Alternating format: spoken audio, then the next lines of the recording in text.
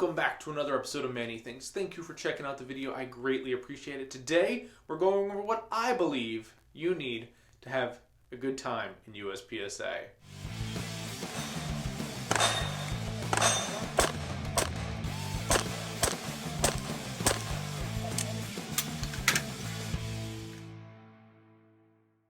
What does that mean, guys? What I'm saying is what items I think, or types of items I think you are going to need to compete in USPSA. This list is not going to be an exclusive and intensive list. It's going to be a list of things that I recommend myself personally that I've used and tested. So here, guys, we're going to talk about some awesome things. Well, first off, you're going to need a blaster. You're going to have to pick one. So depending on what division you're going to want to be in, you're going to have to look at those rule sets and find out what gun you either have or you're going to go out and get. I recommend having whatever you have on hand. I, as you know, got this G17, so I'm running it in carry optics. We've got the new one coming. It's almost done, so it'll be exciting. So there's that. We've got the gun picked out, and that's easy enough. Just pick out the gun. So if you've already got a gun, use it. You got a Sig Sauer P320, or you want to use a 226, go right ahead. CZ75, P10C, whatever. You got that nice 1911 and single stack and 45, but you don't want to be a boomer? It's okay. You can shoot single stack too, guys. Nothing wrong with it. Anyway, all in all, pick a gun you like and shoot it. That's all you got to do. Pick a gun. Doesn't matter what gun. As long as it fits within the rules and you can use it, boom. Pick a gun. The next thing I believe you're going to need is magazines. Well, of course you're going to need magazines. Well, Manny, how many magazines do I need? Well, I think you need 5 magazines at minimum for every division. People might get butthurt that I say that limited mags and open mags are $150 a piece. If you're going to play in those sports, you're going to need the mags. I recommend 5. Here's why. In carry optics, I typically have my mag in my first pouch, and I have one in my second pouch is my backup. And that's if we have a loaded start, so there's one on the gun. So I'm using 3 mags per stage each time. So that means I have 2 more mags loaded at minimum, ready to go. Not including my Barney mag. So technically, you might want 6. But I say no less than 5 for any division. You're going to be cutting it close on production, guys, but 5 magazines. 5 mags, doesn't matter if they're G17 stock mags or mags that have extensions on these like these with the continuous precision extend magazine plates. Did a review on those guys. I kind of like them. We might be doing a longer review on these. I did my initial thoughts, but hey, things might have changed, so we're going to look at those again too. So anyway, 5 magazines, guys. Well, now that we've covered the gun and the mags, well, what's next? Guns, mags.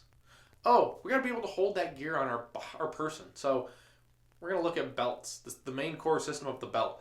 Depending on your, if you're shooting USPSA, now you could shoot in your carry gear for all you want now. So you could come and show up in your Blue Alpha Gear belt with your T-Rex sidecar and be good to go and shoot in carry optics. Not in production, but if you're shooting carry optics, go right ahead. I mean, you'd still have a million mags for production. But anyway, so belts. This belt here is my EDC belt, the Aries Gear Aegis Enhanced belt that I've used for years now. I love this belt, minimal wear. There's a talk about it in my EDC video. And right here, it's just got a Dark Star Gear Osiris on it with a Blade Tech Lock. Perfect. So if I wanted to shoot this with no real effort into it, I can put mags in my pockets or get 2 mag pouches and use this and be totally fine to start with. Something easy. That's kind of cheap. I mean, the belt's expensive, but holster body, $50. Blade Tech, another 15.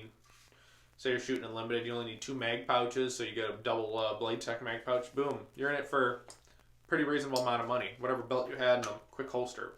So guys, there's that. That's a super reasonable example. Then we have the other example. The common, typical inner-outer belt system for competition belts. This is a Ghost USA belt. Nothing wrong with it. I've used it for a while now. It's gone through some iterations with holsters and mag pouches, but this is where it's at right now. I've done a video on this, not since we've updated the rules, but I'll quickly run over it. 3 CR Speed Versa pouches, a CR Seed front mount kit magnet, because magnets are life. We've got the Henry Holsters Turbo Drop with the Harry's Holsters Contender holster for the Glock 34. You know, works for all the Glocks. 1926 34, whatever. It's going to work in here because it's just an awesome holster. holster, guys. I did get this holster for free, so don't sue me, guys. Harrison's a friend, so just let me check it out. So there's that. I love this rig though, guys. But yeah, you can get this $40 belt, $40 to $60 belt for any real competition belt. So go check them out. Whatever I decide to put links into, guys, for each category of things, it'll be down in the description. Typically Amazon links, since they're safer, since they can't sell firearms on those websites. But there'll be a couple things that'll be on certain websites. I have no affiliation with any website I post to, though, guys. So besides at Harrison, that he's a friend and I promote his products for no gains. Just he's a friend. So there's that simple rig that most people are going to use if they're getting serious in the game. Like I said, so this is $40. Each mag pouch is $29. So 30, 60, $90 in mag pouches, plus the $30 front magnet, $40 drop and offset, $50 pouch body. Oh, I do have this Arredondo. It's like $4. So you're in this pretty deep, but not too bad. So that's belts. One major big thing I think is having a very safe holster. You can't run with a nylon Uncle Mike's holster. That's a big no-no, guys. It's very unsafe and unpractical, and we don't want you putting your hand in front of the gun or trying to open the holster body with your hand as you're trying to reholster the gun. So you're going to want a Boltaron or Kydex holster or injection molded plastic, for all like, you know, for lack of a better term, to securely hold your firearm and don't have to worry about it falling out or anything. So definitely get one of those. You need to have a safe holster. I know if you're going to your first match and you're worried about not having the right gear, someone will help you out. If they've got an extra, I know I'm going to carry that Glock holster over there from Dark Star Gear. It's going to be in a separate box in my truck at a match. So if someone's gear goes down, I've got a holster that can help them because it's for a 34 length, guys. So be willing to help your neighbor, guys. It's one of those things. It's what the great thing about competition shooting. Everyone's willing to help you for the most part. So there's the belt, safe holster, safe mag pouches. Find what you like. It's not the end all be all. This is a way, not the way. Oh, but now that we've gone over all the allied equipment, well, what do we need on the range? We got our gun, we got our belt. Oh, eyes and ears. Perfect. So, guys, you're gonna need some set of eyes and ear protection. So here's what I recommend and what I use. So I wear glasses, as you know from my videos, because you'll see the lights probably in my lenses. Anyway, so I wear glasses. So I need special eye protection. You can be as cheap and get a $3 pair of the clear ones from Walmart or any shooting store or even the gun range. They'll sell them to you or give them to you at your first time at their range. So you get those cheap plastic ones, so no big deal, pretty cheap, and some foamy earplugs. That'd be perfect for your first match. I use Hunter's HD Golds. These are the Velocity frames. I love them. They're big. They're let lots of light in. Ooh, so much better already. Anyway, big for my frame. I can see a lot, and it helps my vision and makes it so much better. So I recommend Hunter's HD Golds. No affiliation with them though. I just like the product. If you really want to see a really cool view, I'm going to put a card up here for the Humble Marksman channel. He did an awesome review on these Hunter's HD Golds. He used the gauge frames, and I love these Hunter's HD Golds. They're pricey at $300 from what some of their sellers, or $360 for roughly a prescription or custom order lenses for any frames you have. So check them out, guys, though. Next, we have the over-the-ear protection, in-the-ear protection that I do recommend. These are, like I've said, I've sworn by these, the 3M Peltor EEP 100s. They're about $160 on Amazon right now. I love them. They're electronic hearing protection, and I have the skull screw upgrades to them, so super tight fit it and nice noise reduction. I don't even need to wear little filters or anything. The windscreens they sell for around open guns. These are fine without them. Or I use these Peltor Tactical Sport 100s. Just got these. You could use Howard lights. Those are 60. These are anywhere from 60 to 70 bucks. The Howard lights are maybe 40 to 50, guys. So whatever is your poison, pick them, or you can use the standard over-the-ear muffs that you might have for mowing your lawn. No one's gonna judge you for your ear though. So, but this is what I recommend. I'm using. Review coming on these. There might be a review on these coming. I mean, I kind of did an impromptu review on these a while back. But anyway, good quality hearing protection, guys. I can't stress it enough. Well, now we've got the ear protection, the eye protection, the gear, the gun, the mags. What else could we need for, well, let's see. Well, we want to get good at this, don't we? So let's think about it. Well, we can, how do we measure things? Perfect. We need to measure things. Well, How do we measure things with accuracy and time? How do we do that? Well, we have targets for scoring, so they check our accuracy. But time. Stopwatch won't work, guys. Don't use a stopwatch. Doesn't help. You can get shot timer apps on your phone. I've used those when I first started out, but I don't recommend them, guys. Here's what I recommend. I recommend shot timers. Right, here's the Competitive Electronics Pocket Pro 2. I've used this for about 2 years now, and I just got this Commander timer for AMG Lab. This thing's fantastic, guys. They're both good products, guys.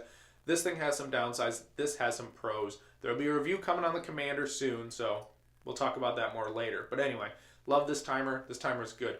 120 bucks, 150, 60 bucks. A little bit of a wait. I only waited a month though, so that's kind of good because Alex at AMG is a one-man shop, does everything himself. But high quality product, he stands behind it. Every major match pretty much is going to these. So if you want to use the timer that they're using, you can use this. Or these are fine. I've got no quarrels. There might be a comparison video coming too, guys. So get a shot timer. It's going to, and I even done a video about this. It'll be a card up here about how to get better with a shot timer. But use a shot timer, and I recommend them. Well, okay, so we've got our shot timer covered. We can't always go shoot at the range. What can we do that doesn't cost us ammunition? Dry fire. Perfect. These can be worked in dry fire too.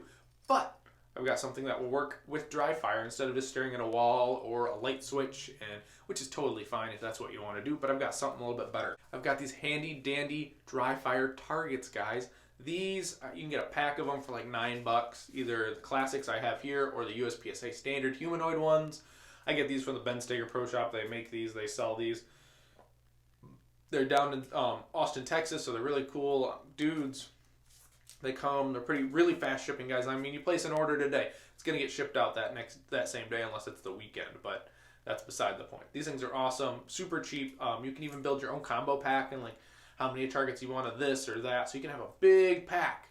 They even sell them with Ben's Dry Fire Reloaded book, which I kind of recommend. That's the book I came up on. But dry fire targets, simple, cheap. You put them up around the basement or on your wall with some tape, stick them around, and then you can dry fire to them and work on your dry fire drills. Or the Go Fast Don't Suck. They make a 1/6 size like sticker that goes on like drywall. It won't work on like a cement wall or anything, so that's a downside, but you can go get the Go Fast Don't Suck ones if you want. So there's a lot of different options for dry fire. And I really recommend dry fire, guys, to get better. I mean, you're going to put out money into the sport. Dry fire is free and you can't shoot all the time, so do it. I mean, so think about it, and there's a lot of different things you can do. I recommend some things. If you've got any questions, put them down below, guys, and I'm going to really ask you, if you liked the channel, click the like button. Leave me a comment down below and tell me what you think should be added to this list to get into USPSA. Also, if you like my content, subscribe. It really helps me out, pushes me in the algorithm. I'm trying to grow the channel. If you didn't know, I also have a podcast called Manny Talks Shooting. It's here on YouTube or on podcast apps where they're found. Check them out. So guys, until next time, get out and do this.